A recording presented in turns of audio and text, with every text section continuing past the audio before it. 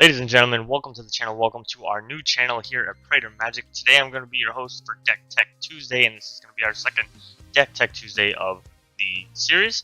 Last week we did Course of the Conclave, and of course, if you haven't seen that one after you're done with this episode, go back and check it out. It's the episode that it is the deck that I actually played in one of our MTG EDH League games, and I actually won with that deck. I was very proud of it. It worked very well. Of course, guys, before we get too much into that, I want to remind you that in order to support the channel, show us some love, you gotta hit that like if you're new, hit that subscribe button, and make sure your notifications are on for more. But today, what we're doing on Deck Tech Tuesday, as you can see from your screen, is we're going to be looking at a Mardu commander from Khans of Tarkir, Alesha, who smiles at death. And for those of you who don't know, when she was originally spoiled back in Khans of Tarkir block, I instantly realized that this was the commander I wanted to build. However, since then, a few years back, I never built her. I don't know why. I don't know. A lot of it was, oh, I want to build this new commander. Oh, I want to build that new commander. Oh, I want to try this thing. Oh, this is my old favorite commander I wanted to rebuild, etc., etc. So I never got around to it. So I'm very excited to have built this deck. It's honestly, I've played it a few times already. It's honestly one of the most consistent and tuned decks I think I've ever built. It's also, and this is going to be a little sad, I guess, for some people, when we get to the end and you see the price of the deck, I think it's actually the most expensive deck I've ever made. So I'm a little proud of that. I have a lot of love for this. I did use EDH Rec to get a basis on some of like the signature cards, but I also threw in some things that I thought were good ideas. Either they're new cards or I just have a personal play style. I don't run like Dictate of the Erebos or Grave Pact, which are good cards to use in something like this, because when you see what Alesha does, you're going to realize that you're going to want cards to go to the graveyard, so why would you not try to oppress your opponent by making their stuff go as well? I chose not to do that, simply because I feel like that's a little played out ever since Marin got revealed. I know Marin decks do that a lot, but what can you do? Without further ado, let's talk about what Alesha, who smiles at death, actually does, or who she is and what she does. She is the human warrior. She is actually the leader of the Kolagon clan on Khans of Tarkir during, I forget which part of the block, Fate Reforged apparently, so she's in the past. She is 2 and a red. She's a 3/2 human warrior legendary creature, of course, with First Strike. The really cool part about her is that when she attacks, you can play a white or a black and another white or black. If you do, return target creature card with power 2 or less from your graveyard to the battlefield tapped and attacking. This means a bunch of different things. One, a lot of your cards in your deck are going to have power 2 or less, so that you can really take advantage of her ability. Another thing is you're going to want to ramp up quicker than everybody else, because your attacks cost, well, if you want to use her ability, cost you mana, in addition to anything else you want to do. So there's kind of like an extra fee to her. Luckily, she's fairly cheap herself at 2 and a red. And another thing is that you have to remember that the creatures come in tapped and attacking. So if they have a when this attack triggers, you're not going to get that trigger. So in the last episode, guys, that Course of the Conclave, just real quick before we dive into all the different categories, I want to let you know that I did really enjoy that formula. Basically, I show you a category, draw, ramp, key parts, utility lands. In this one, I have recursion, etc., etc. I'm going to show you over there 3 cards that I think are really important, and if the card appears above my head, that's going to be the main card of that category. So for instance, I think the first category is ramp. There's no card above my head because they're kind of basic cards. They're kind of, staple cards for. Without further ado, guys, I do want to get into these categories, and like I said, the first one is going to be ramping up the engine. Again, Alesha is going to cost just to attack. You want to do other things other than just be paying for her ability, so you do need to get some more lands out for everybody else. There's a few ways to do that. For one, I didn't put them on here because they are such a basic thing, but I do have all 3 signets that you can have in Mardu color. So I have Orzhov, Rakdos, and Boros signets in the deck, just to provide 1, that mana fixing, and 2, that little bit of extra ramp. The first card that we're going to talk about for ramping is probably one of my favorites for the deck, just because of how it works with the deck. It's Sword of the Animus. So for 2, it's an artifact equipment. It's a legendary artifact equipment, I apologize. And it gives the equipped creature +1/+1. Whenever the equipped creature attacks, you may search your library for a basic land card, put it onto the battlefield tapped, and then shuffle your library. You equip it for 2. Why is this so cool? Because you have to realize that Alesha needs to attack in order to trigger. So there, it's basically saying the thing you wanted to do, go do it and get a land. Not only that, but it gives Alesha that +1/+1. So now she's going to be a 4/3 with First Strike. First strike being very important because you can't just chump block it with a bunch of 3/1/1s or something like that. You constantly go get more land as you keep attacking, which is something that you want to do. I like this equipment for this deck. Probably my favorite equipment. Probably my favorite way to ramp in the whole deck. The only reason why it wasn't up above is just because I didn't find it to be a key point. The second card I want to talk about is going to seem like a basic card, so you're probably going to wonder why I'm highlighting it, but I'm going to explain it a little bit more. Burnished Heart. For 3 mana, it's a 2/2 artifact creature elk. For 3 mana, you sacrifice it, you go find 2 basic land cards, put them on the battlefield tapped, and shuffle your library. Why is this such a... This is like a commander staple. Why is this so important? Because it's a 2/2. So, Alesha attacks. If you have, let's just say, 5 mana open. We'll keep it simple. Alesha attacks, you pay 2 black, or 2 white, or white and a black, whatever.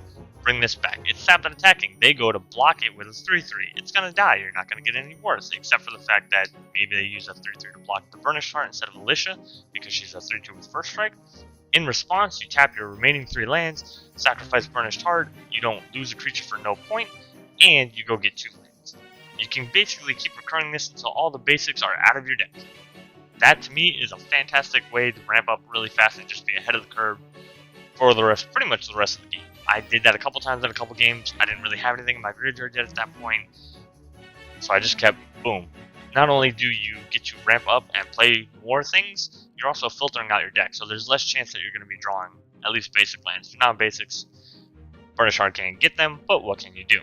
Third card is Chromatic Lantern, and the reason why I like this in almost any deck that's more than 2 colors, so 3 color decks, 4 color decks, or all 5 color decks, is because it's an artifact that costs 3, and lands you control have tap to add 1 mana of any color to your mana pool. So basically, it doesn't matter whether you have a swamp, a plains, a strip mine, a maze of it, a Nixos, it suddenly becomes, oh, I need a forest, oh, I need a plains, oh, I need a whatever you need.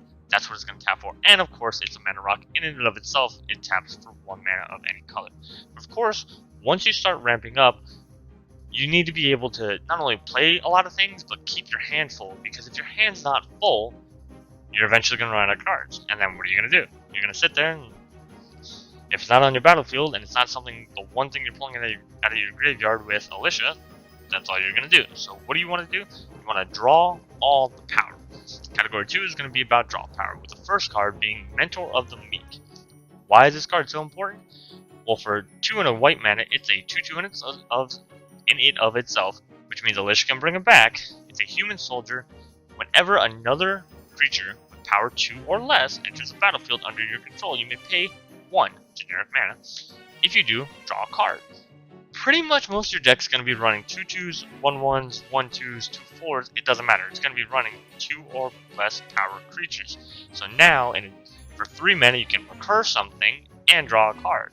So now, not only are you not losing stuff out of your hand because you're recurring the card to add to the attack, but you're getting more into your hand. Very, very, very, very good value on this card. Absolutely love it. The second card that I want to talk to you about is Skull Clamp. Right off the cuff, you're going to think, why Skull Clamp? Everything you've shown us isn't going to die to Skull Clamp. Unless you expect Alesha to die a lot, but that doesn't sound like a very good idea. So, I'm not sure if all the cards I show have this, but there are a bunch of cards that do make a lot of 1/1 tokens. With that in mind, this is a 1 mana artifact equipment. Equipped creature gets +1, -1, and whenever the equipped creature dies, draw 2 cards. Equip it for 1. So, if you have a 1/1, you equip this, it dies, you get to draw 2 cards. Just for the sake of getting rid of a 1/1 token. That came from a creature that chances are you're going to be able to recur.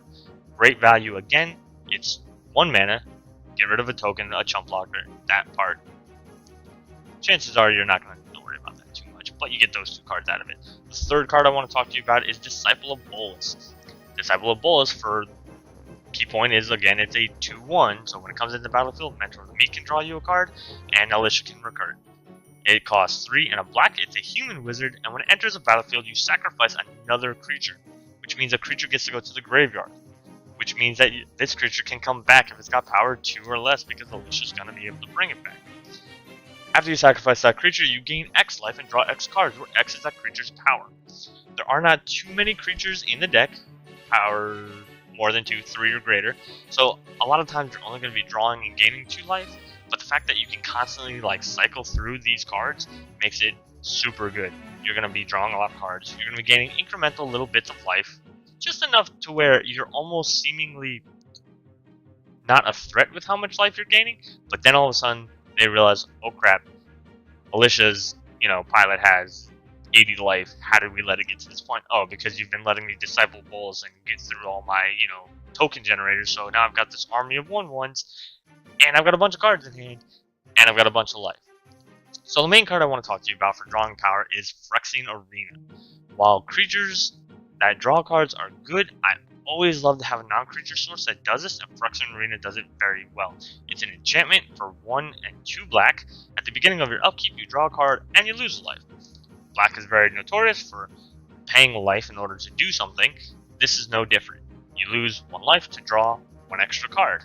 Disciple of Bulls comes in, you sack a 1/1, for instance, you get another card on top of the card if you want to pay for Mentor of the Me, and you gain a life from Disciple of Bulls sacking that 1/1. All in all, it's a great value, you don't lose any life that way, and in the couple of test plays I've done with this deck, I almost always netted at least a life. Sometimes a little bit more, not typically, because again, it's a lot of 2/2s and the like, but yeah, you're going to wind up typically going up in life, not down from Phyrexian Arena, and getting card advantage out of it. So the third category we're going to talk about is your removal. When things are in your way, you want to remove all the things. And the first card I want to talk about for removing all the things is Vindicate. Vindicate is, in my opinion, a pretty good way of removing because it destroys target permanent for 1, a white, and a black. The only thing that I guess is kind of keeping it lower on the power scale, and instead of being a really good one, is that it's at sorcerer speed, so you can't respond during an opponent's turn, whether they're making an attack or doing something combo-y or whatever. You have a hard time reacting at that instant speed. However, again, it's destroy target permanent, so if somebody does have a Nixos, or hey, my wife's Heliod deck has a Seared Sanctum out, I can turn around and get rid of that, no problem. If it's there, if it's on the field, as long as it's not indestructible or hexproof, I can get rid of it during my turn with Vindicate. The second card I want to talk to you about is Utter End. Utter End is at instant speed, however it doesn't destroy a target non-land permanent, it exiles it for 2, a white, and a black.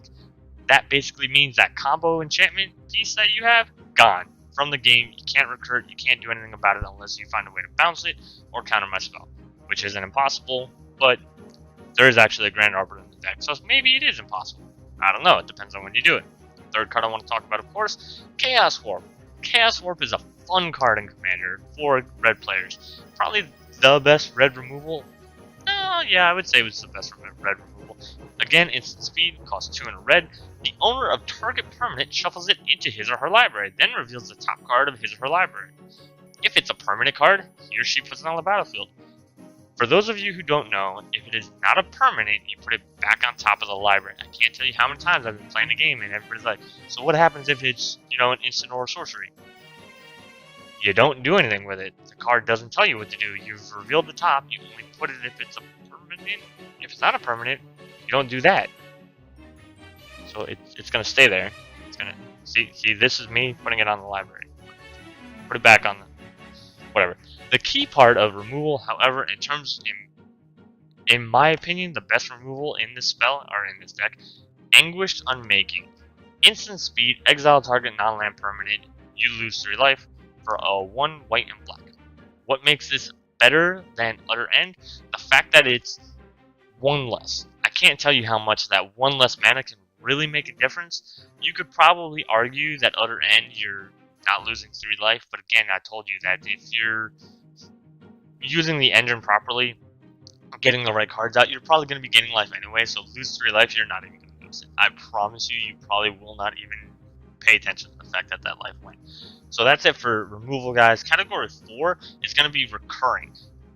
Obviously, Alesha herself recurs a lot of stuff, and by recur, we mean bring it back from the graveyard, so we don't want to just rely on Alesha. There's a chance that people are going to counter her, destroy her, Darksteel, mutation her, imprison her in the moon, anything they can think of. Maybe somebody's got a Nevermore, something like that. You don't want to have to worry about that, so you want to have redundancy in your deck. Just like we just showed you a bunch of different removal spells, a bunch of different draw, a bunch of different ramp. Obviously, you want a bunch of different ways for your commander to do what she's doing. That way, in case you don't have her, you don't really need her. First card we're going to talk about that is a staple card, even from EDH Rec. Karmaic Guide costs you 3 and 2 white for a 2/2 flying protection from black. I know it sounds like a lot. There is also an echo cost. So if you don't pay that 3 and 2 white again on your next turn, it's gonna die. Again, with Alesha, you probably don't care that it's gonna die. If anything, you probably want it to die. What's really important about Karmaic Guide is that when Karmaic Guide enters a battlefield, return target creature card from your graveyard to your battlefield. Not to your hand, to your battlefield. So, Alesha attacks, recurs Karmaic Guide. Karmaic Guide is going to attack, and even if it doesn't attack, you're not going to want to pay that echo cost next turn. I mean, even if it isn't blocked and killed, you don't want to pay that echo cost next turn. You're going to let it die in order to keep doing this. Karmaic Guide brings something back not tapped and attacking, which means you can bring back things that you don't necessarily want to maybe get blocked that could potentially put kind of a hole in your strategy. And it's very strong. It's a very good way to do what your deck is already doing even better and give you more options and more versatility. The second card is another big EDH recommendation. This one also costs 5. This one is a 4/3 flying. So obviously, Alesha's not going to be getting Revelark. Karmaic Guide can get Revelark, but this flying 4/3, when it leaves the battlefield, return up to 2 target creature cards with power 2 or less from your graveyard to the battlefield. So, it can get Karmaic Guide, it can get Burnished Tar, Disciple of Bolas, all the cards pretty much that we've seen. The really cool part about this is if you're willing to pay that 1 extra mana, you can evoke it, which means you can just pop it onto the battlefield, let it die almost immediately after, and then when it goes to leave the battlefield, you recur your 2 creatures. If Karmaic Guide is in your in your graveyard, Alesha can get Karmaic Guide. Karmaic Guide can then turn around and get Revelark. Revelark can then die to something, and you keep doing this wheel over and over and over again. The next card that I want to talk to you guys is Sun Titan. Once again, this is an EDH recommendation. Sun Titan is definitely not a 2/2. It's a 6/6 giant for 4 and 2 white with Vigilance. When it enters the battlefield or attacks, you may return target permanent card with converted mana cost 3 or less from your graveyard to the battlefield. Keep in mind, lands have a converted mana cost of 0, which means you can recur your lands. If you're playing somebody with land destruction, or if somebody milled you, or made you discard, or anything you can think of, or it can bring back a lot of your 2/2s and 3/3s, because you'll see later on that a lot of these are smaller creatures, which means they don't cost as much. And last but not least, the card right up above me, boom. This one is not an EDH recommendation. I did not get it from them. Athreos, God of Passage, costs 1, a white and a black. It is a legendary enchantment creature. God for 5. It's a 5/4. It's also indestructible. As long as your devotion to white and black is less than 7, it's not a creature, which means it won't be able to swing, but you don't even need to swing with it. That's not why it's there. Whenever another creature you own dies, return it to your hand unless target opponent pays 3 life. I cannot tell you how mean it is to turn around and be like, if you let it go to the graveyard, I can bring this back with Alesha. But you gotta pay 3 life to do that. Or you could just let me have it back in my hand. I'm not telling you how to run your life, but chances are it's between a rock and a hard place at that point. There's really no right answers here, and your opponents are probably gonna hate you. The fact that you can target an opponent to pay the life is also another cool thing, because in a multiplayer pod, you can kind of play politics. You turn around and ask somebody who maybe has low life, hey, do you really want to pay this life that you barely have any left? Or do you want to just give me this back? Or you could target somebody who has a lot of life. If you do want it to the graveyard, and you know they're probably going to want to let it, because they're going to say, hey, I think I have an answer for Alesha, and then hopefully you can try to get in the way of that. So, as far as recurring, there are other cards, again, in this category, but these are the main ones that I felt were the most important. So we're going to move on to category 5, which is utility lands. For your lands that have utility. Utility lands for your lands that have... Alright, guys. So, utility lands are basically just that. They're lands that do things. There are 4 kind of pretty important lands in this entire deck. Everything else are just ways of ramp, or they're just really good lands for mana fixing, or they're basic lands. The first one I want to talk to you guys about is High Market. High Market taps for, this is an older one, but I believe it now taps for a colorless mana and not 1 generic, because I don't think anything ever taps for generic. I'm pretty sure you have to tap for colorless. So it's Oracle text it. Or you could tap it and sacrifice a creature to gain a life. Why is that so important? Sometimes your opponents don't let your things go to the graveyard. Sometimes they just let you keep them, or you can't attack right now. So, or you can't attack with maybe multiple creatures right now. Maybe you can only attack with one, but you really needed Alesha to bring something back, or you just need an enter the battlefield effect. So you need Alesha to pull it out of the graveyard. You can sack it, you get a life, and you put something in the graveyard so that you can bring it out for later. The second card, guys, is Maze of Ith. Maze of Ith is a land that taps to untap target attacking creature, prevent all combat damage that would be dealt to and dealt by that creature this turn. Here's why I like Maze of Ith. There are times where you want to attack and bring something back. However, you know that attacking will result in Alesha dying. So you can attack with Alesha, trigger her ability, pay for her ability, recur the creature, and in response to that being resolved, Maze of Ith Alesha, bring her back out of combat, keep her safe, but still get, you know, that whatever that enter the battlefield effect is of the creature that you recurred.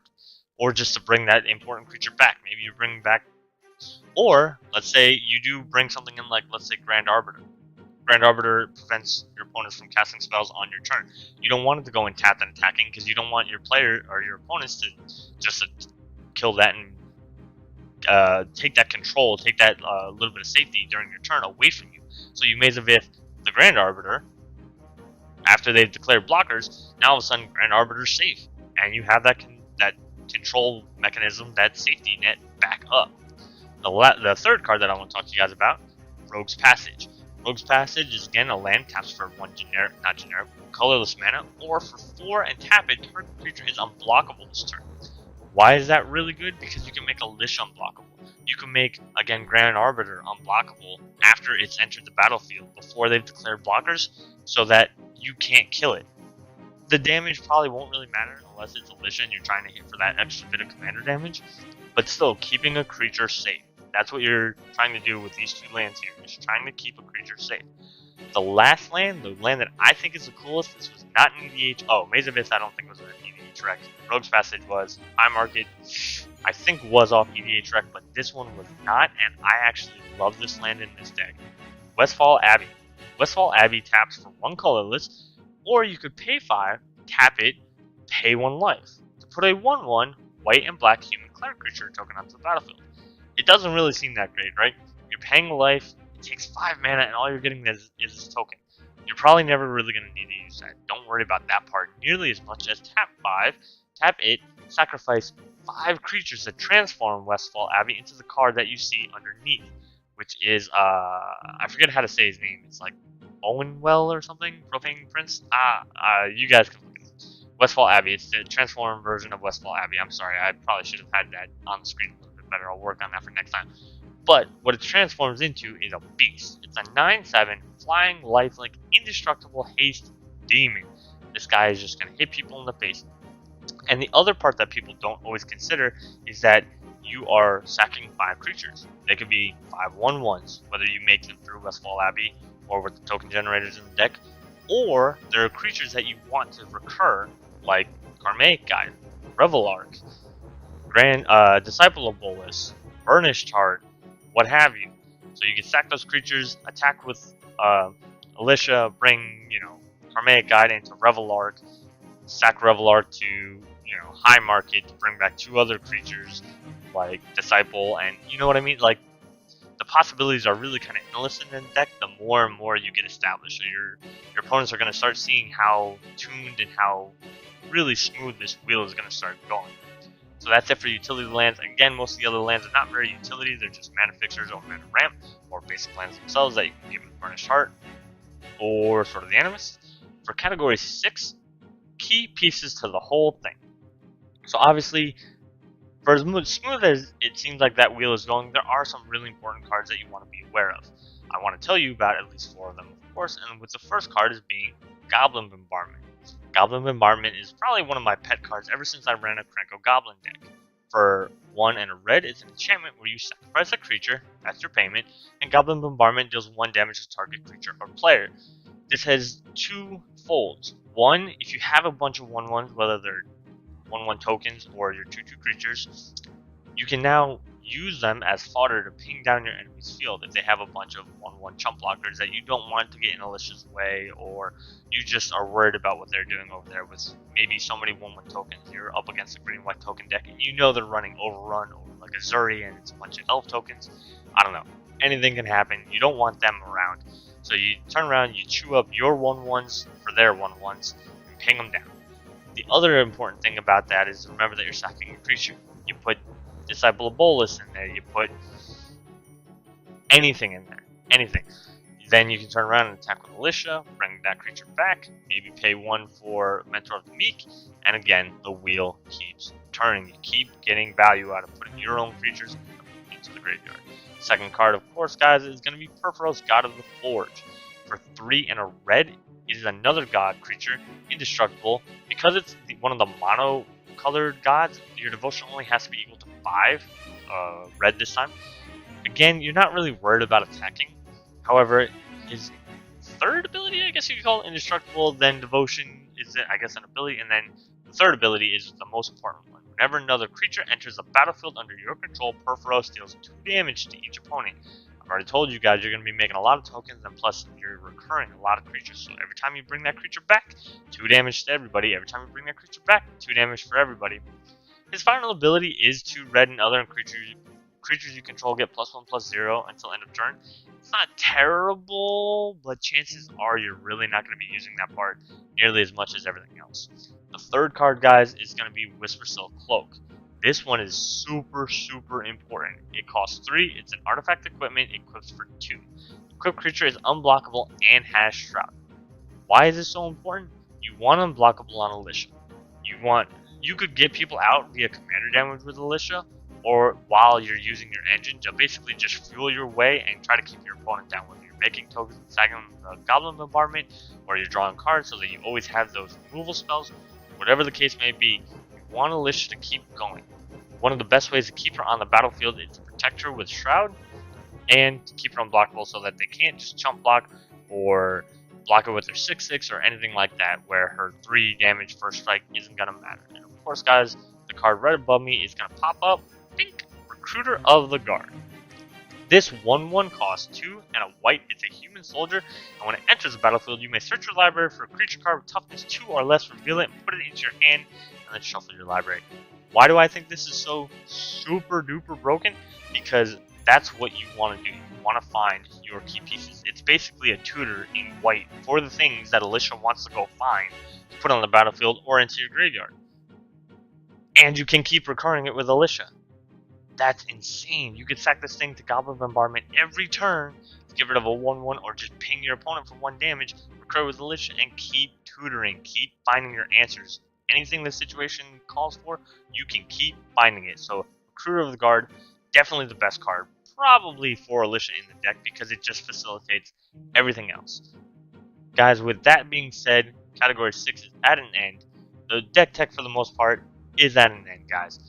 Those are the most important cards in the deck, in my opinion. If you do want to see the entire deck, the list is going to be right here. You can see lands. I did break them up into kind of like custom categories for aggro, control, draw power. We looked at most of those. Recursion, we looked at a few of those. Token makers, there you see in the middle column. Tutors, including Recruiter of the Guard, I have Diabolic Tutor, Vampiric Tutor, Sunforger for going to find instants and sorceries that are red or white. Utility, I have some other stuff that we didn't even talk about because, again, I don't want this video to go on for too long. And then over here on the right side of your guys' screen, if you're interested in building this deck, if this looks like a lot of fun to you, these stores will tell you These will tell you exactly how much it costs. Even on Magic Online, which is the card holder price, the third one down, this is 140 ticks, which translates into about $140. Again, probably the most expensive deck I've ever made. A lot of it's in the land. I think like $100 is just in the lands from Arid, Misa, and a couple of other ones that are basically pain lands. I want to give a huge shout out to Lycoris. He edited the video.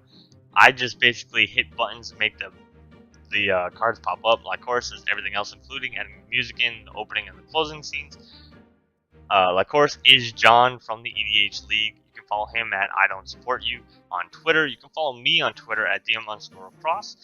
I hope you guys enjoyed this video. I hope you guys enjoy the content that we're putting out on the channel. It's new to us. We're trying to do this all as a group thing. Of course, guys, we always want you to, one, like the videos if you did like the content. Subscribe so that we can, show you some more of what we got planned. But comment, guys. Comment and tell us what you'd like to see. Comment and tell us what decks you want to see deck. Comment and see what kind of themes you want us to play on the EVH League. Top 3, what theme do you want to see us talk about? I'm thinking about a couple other segments that we could do on the channel. If you guys have an idea for a segment, let us know, guys. We really do want your feedback. The name for the channel, Praetor Magic, came from you guys. We generated up 4 names, put up a poll, Praetor Magic won. There you go. You guys affected what we do. We're here to try to entertain you guys, try to give you guys something good to watch. So hopefully you guys like this video. Of course, always do leave a like and a comment. Let me know how I did. Let me know what you want to see on future deck techs. I will tell you that next week's deck tech is already decided. I'm in the process of building. It's actually right over there is a pile of cards that I'm trying to turn into a deck. It's actually proving a little bit harder than I want. But just to give you a sneak peek, we may or may not be doing a deck tech on Liliana's favorite creature in all of Magic, that being, of course, zombies.